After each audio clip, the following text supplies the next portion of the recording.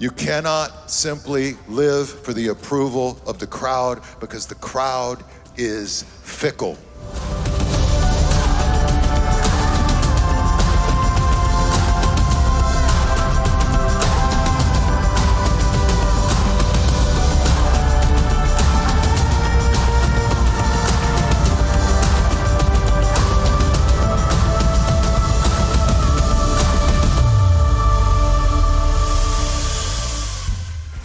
Welcome everybody, good to have you guys with us today. Special shout out to our Central Sunrise Mountain family. Good to have you guys. Central Summerlin, Kingman, Aliante. Thanks for being with us today. I hope you've had a good week.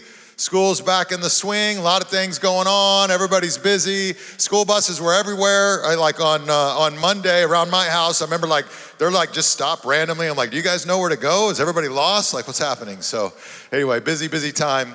I was thinking this week about probably my first kind of moment in elementary school where I thought for a minute I might be a popular kid in school. It happened when I was standing there and I turned around and all these girls were looking at me and pointing at me. And I'm like, hey, I might crush this thing. You know what I'm saying? Elementary school, I'm like, man, it's like that song from Wicked. Remember that song from Wicked? Like popular, you're gonna be popular. And I'm like, hey man, this is gonna go good for me. I like this. So, I did what you did back in the 1900s.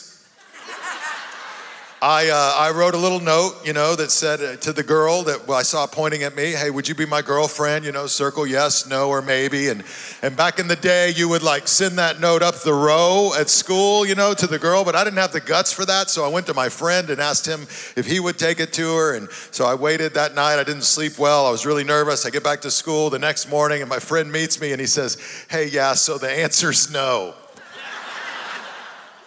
And he said, she just wanted to say that they were pointing at you and they were laughing and giggling because your underwear was showing. You might want to take care of that. Which I've always said, man, if I was just born one generation later, you know what I'm saying? Like the hip hop generation, I'd been awesome, right? Showing some underwear. I'd be anyway, be a whole thing.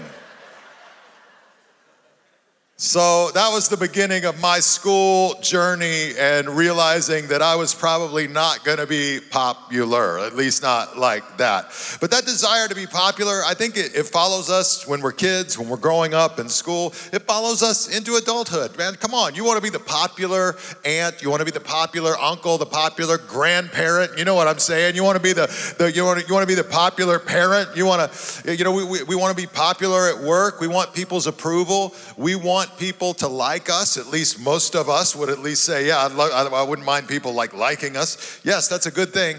And often we desire that in our lives. And I saw this poll, a Harris poll they did of kids, and they found that 30% of kids between the ages of 8 and 12, their number one career choice that they want to be a YouTuber. Of course they want to be a YouTuber. Who wouldn't want to play video games all day and then get paid for it, or just do unboxing videos of products that get sent to you, or travel to Alaska and amazing places and get all the likes and be popular? It sounds amazing, right? And what I think kind of goes with this whole desire to be liked, to be popular, is this whole idea of we have two fundamental needs in our life. I think everybody has them: to be known and to be loved. And somewhere in there's a lot of questions we ask, am I good enough? Am I worthy? Am I lovable? Am I whatever, successful enough? Am I proud of myself? And I think in all of those questions, one of the things we often try to do is we try to find the answers to those questions in other people's approval. Right? Other people, we look to other people to give us what only God can fully give us, because those are spiritual questions and only God can fully fill our hearts. And so I want to talk to you today about how we all face the tension between living for the approval of others and living for the approval of God. And I want to suggest when you and I begin to live for the approval of God and we live for an audience of one, it takes care of everything else. In fact, you don't let praise inflate you too much because you're living for the audience of one. And you don't let criticism deflate you too much because you're living for an audience of one. And yeah, somebody's gonna put their hands together for that. Thank you, come on. That's a word. That's a word today. And we're in the book of Acts. We've been in the book of Acts for several weeks. We're going to be in Acts chapter 14 today, if you want to follow along with your Bibles. But let me kind of set the stage. We saw last week the Apostle Paul, Saul, and how he became Paul, how he was out to kill Christians, and he had this Damascus Road experience. God changed his life, and he began this, incredible spiritual journey. And then he went through 10 years of preparation from his baptism. And then Barnabas, who had been one of his early influences from what we can tell when he had gone to Jerusalem just for a little while before he went back to Tarsus for 7 or 8 years, his hometown. Barnabas was kind of like a spiritual mentor in his life, an influence. By the way, Barnabas was known as the son of encouragement. What a cool, to be known as the son of encouragement. That's cool. But Barnabas goes to Tarsus and brings him to Antioch of Syria. And in Antioch of Syria, they serve the church there. He kind of pulls him out of his hometown, brings him back down. And then after a while, the believers there and the Holy Spirit moves, and they send them out on what is the first of 3 missionary journeys that Paul would go on, taking the good news of Jesus to the far corners of the known world at the time. And so that's kind of setting up the story. Now, let me just give you an overview, because a lot of it looks this way, and it's hard to keep if you read through the book of Acts, it's hard to keep it all straight. They end up in a lot of places. They share the message of Jesus. It almost always goes like this. The first place Paul goes in every city is the Jewish synagogue. He always goes to the Jewish people first, goes to the synagogue, he teaches them, he instructs them, he debates with them, and then they take it to the culture at large, sometimes in the streets, sometimes in conversations, and what inevitably happens is somebody gets mad. And it's different in different towns. In one town, so many people are becoming followers of Jesus, and they're not purchasing certain things like idols and other things. And so the makers of those products are like, hey, we're losing money. And so they start raising a ruckus like, these guys are doing this, and they get thrown out of the town. Or in another town, Paul casts a demon out of a woman who was a fortune teller. And then the guy that had dibs on the woman who was the fortune teller is like, hey, I'm not making money. And he creates a ruckus in that town. And then in a lot of the situations, Jewish religious leaders are following them along because they don't buy any of this Jesus stuff, and they're trying to tamp it down everywhere. And so that's another scenario. So again and again, everywhere they go, they get beaten, they go through riots, they get thrown out of the city, they get put in jail, move on to the next town.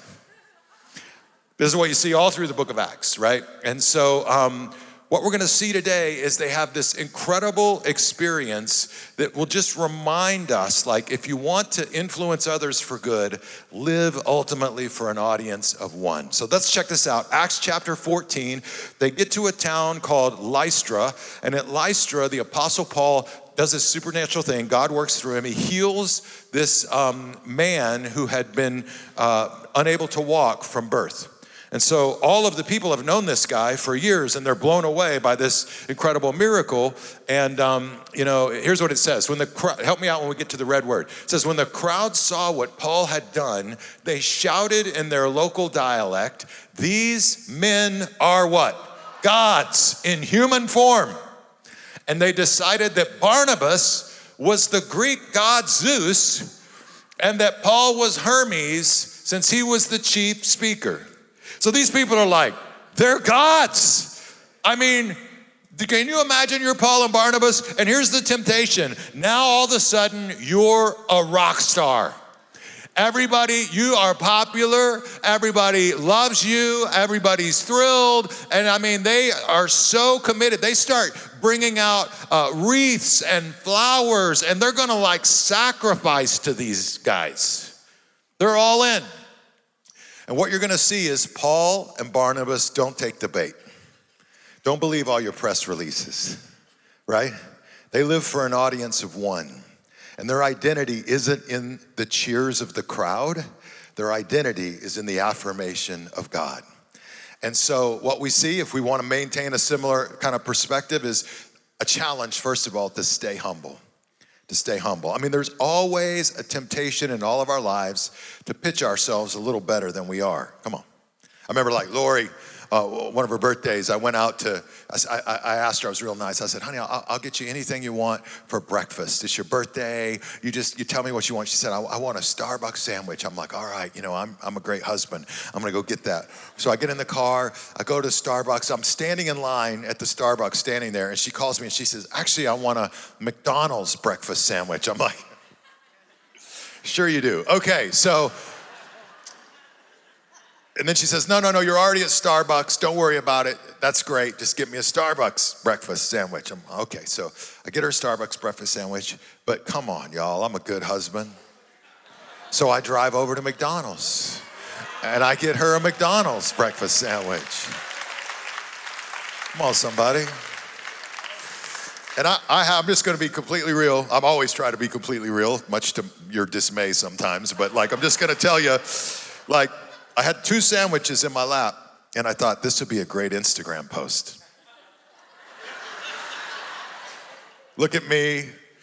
My wife wanted one thing, and then she asked for another, and I went all the way over and got her another thing. Aren't I the awesome husband? But I didn't post it because there's more to the story. And the more to the story is I forgot it was her birthday coming up.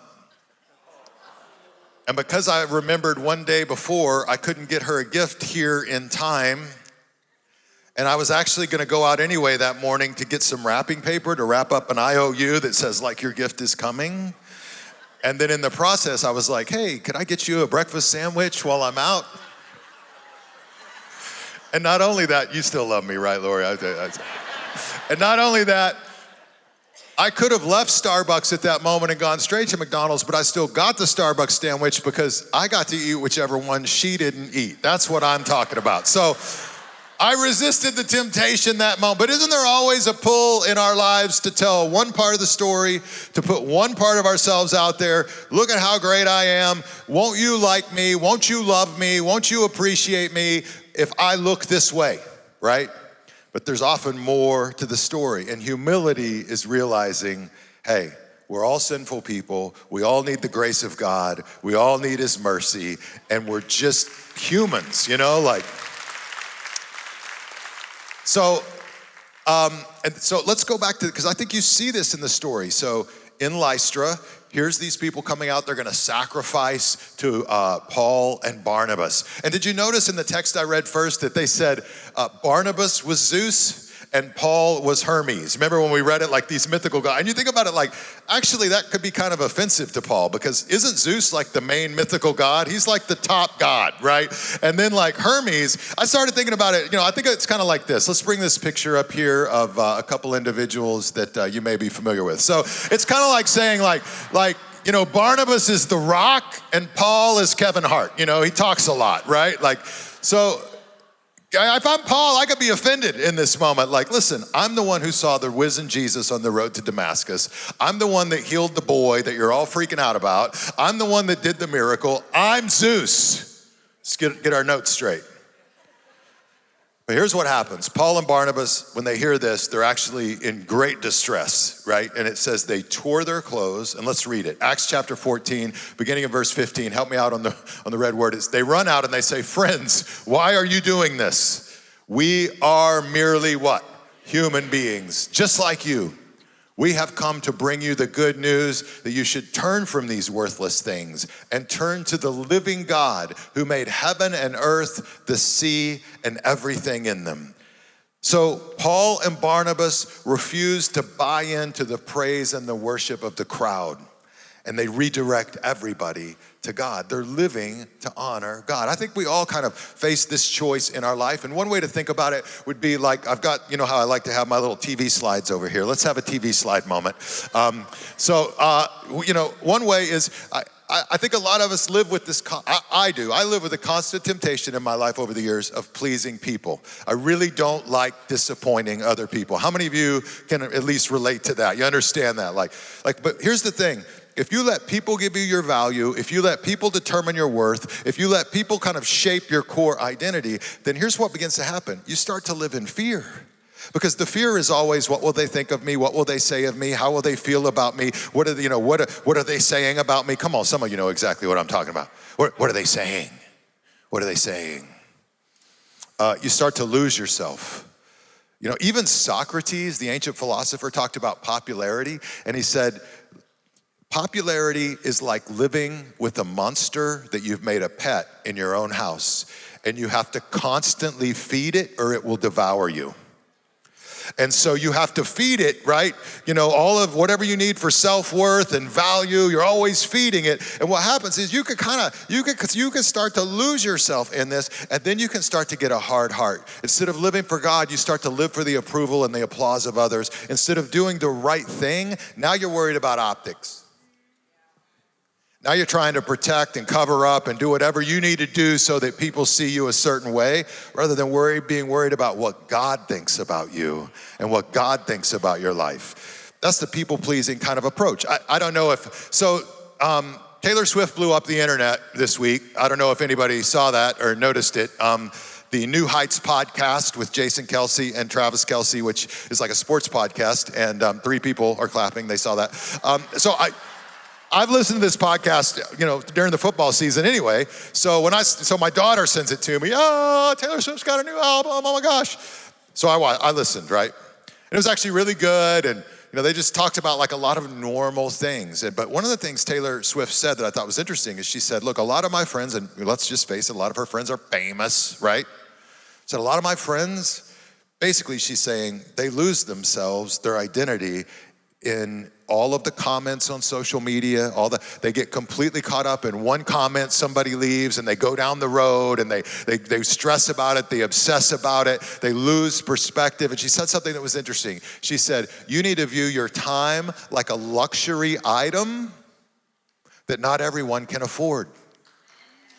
Think about that, right? In other words, don't let other people's opinions who don't even know you or are uninformed completely obsess you and take you out of living, you know, for what you're supposed to live for, right? Like that's the challenge we all face. But I thought it was interesting. And so there's another way than just people pleasing. And this is what I would call God honoring. God honoring. When you're God honoring, of course we care about what other people think about us, but that's not our ultimate care. It's not our ultimate concern. Our ultimate concern is, what does God think? God knows my heart, and I'm not perfect, but does he know? He knows my heart. I'm seeking to honor him. I'm seeking to serve him. He knows I love him. I'm trying to put him first. As imperfect as I may be, this is my heart. And then the faith part of that starts to take over. Like, now I'm living with faith. I'm trying to honor God with faith. And you know what happens? You start to find yourself. Jesus says if you're willing to lose your life, you will find it. In other words, if you're willing to surrender it to God and give it to him and surrender to Christ, to trust him in your life, you'll start to find your true identity. And think about this. I would rather be disliked for who I am as a follower of God than liked for who I'm not anyway. Come on. And so you live with a soft heart. Let me just tell you, sometimes honoring God and doing the right thing in your life will be hard. Sometimes the crowd won't understand. Sometimes people won't understand. But you got to honor God and do the right thing no matter what. This is what Paul knew. His focus was on God. So all the praise of the people doesn't sway him, right? And as we'll see, all the challenge and criticism of the people doesn't sway him either. So stay humble in your life. Don't get too tweaked out by a negative comment or a social media blast or somebody who comes against you. Your calling, my calling, our responsibility, just do the next right thing and honor God. That's what we're called to do. It's simple, right? And, you know, in my own life, like I just think about, I'll tell you what's humbling is to realize how little we're actually in control of things in our lives. And we're all dependent on God. That's humbling. Now, I will often ask God, the Bible says God gives favor with people. One of my prayers is, and I think it's a valid prayer for all of you, in your workplace, with your, God, give me favor with people. That's different. I'm not looking for their approval to fill my soul, but I need their favor to point them to you to accomplish what only you can do, right? I'm trying to lead people to God. God, give me favor with people so I can leverage that influence for you and for good.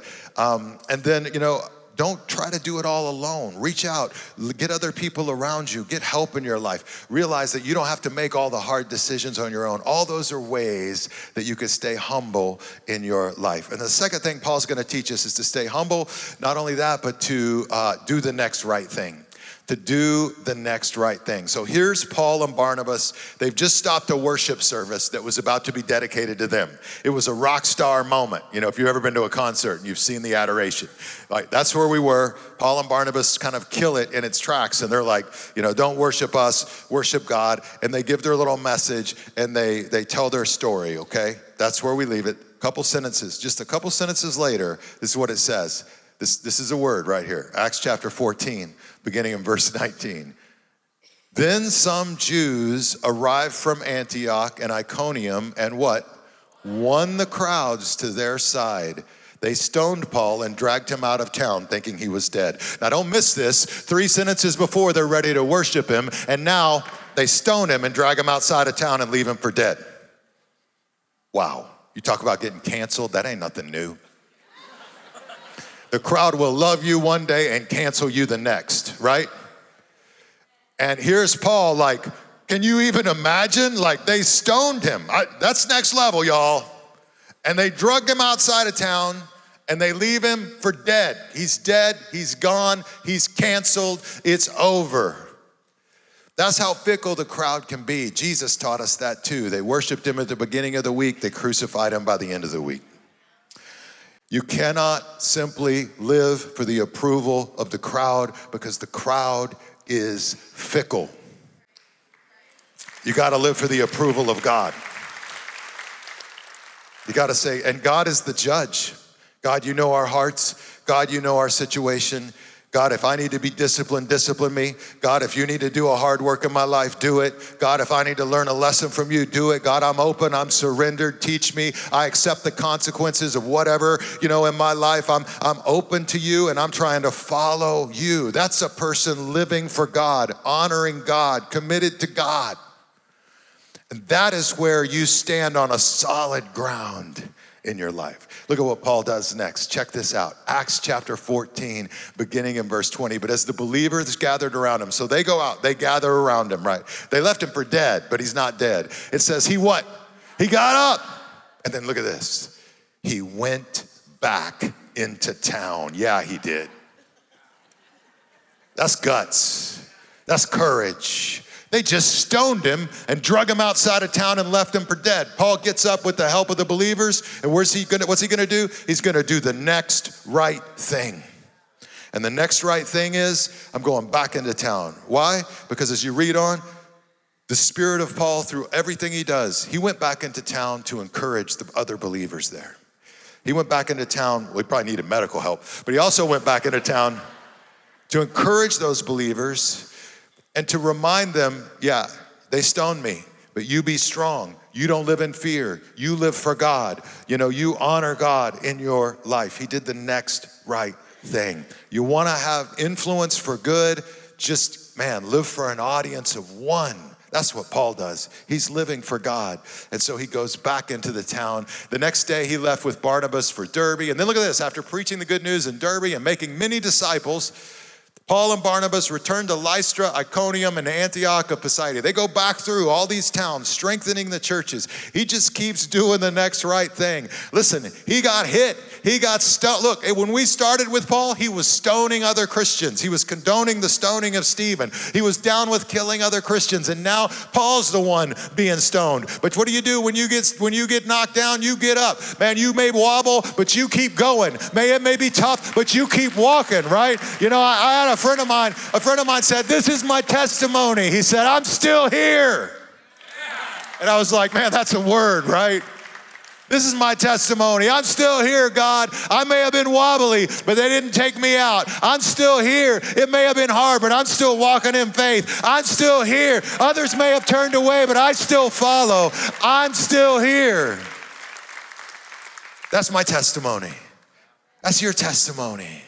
We're still here by the grace and mercy of God. And aren't you glad that even if the culture cancels you, Jesus doesn't cancel you? Come on. Jesus should cancel me. If you look at my record, my track record, my sins, my life, I should be canceled. But instead, he canceled my sin for me. He took the burden on himself for me.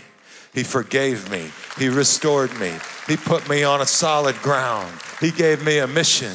He said, keep walking, keep trusting, keep going, keep doing the next right thing.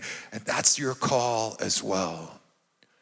David says this in Psalm 62:5. I read this devotionally this week, so good. He says, let all that I am wait quietly before God. Let all that I am wait quietly before God. For my hope is in him.